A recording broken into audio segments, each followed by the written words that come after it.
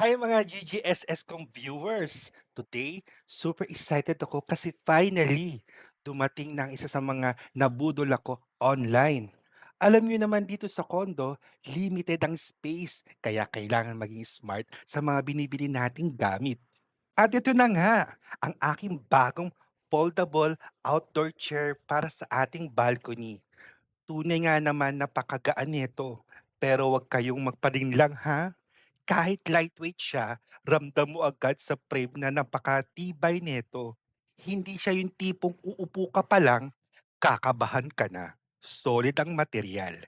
And I love the color. Bagay na bagay sa aesthetic ng balcony natin. The best part, 3 in 1 siya guys.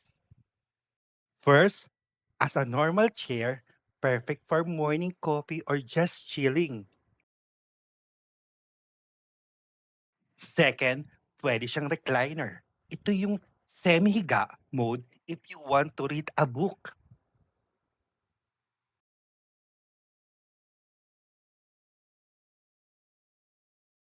And third, pwede siyang maging higaan yung gusto nyo lang talagang matulog sa labas.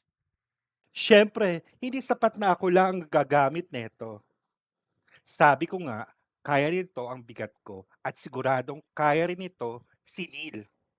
Kita nyo guys, kayang-kaya ko. Safe na safe kahit medyo mabigat ang uupo.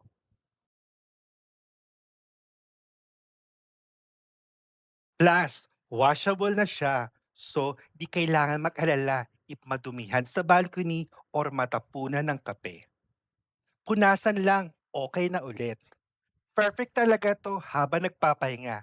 At syempre, nagbo-viewing yung mga otoko sa labas. Char!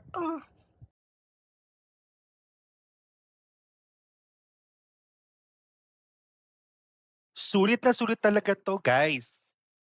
Worth every centavo. If you want to make your condo living more comfortable, this is a sign. Samahan niyo pa ako sa may iba pang mga budol discoveries natin soon. Don't forget to like and follow.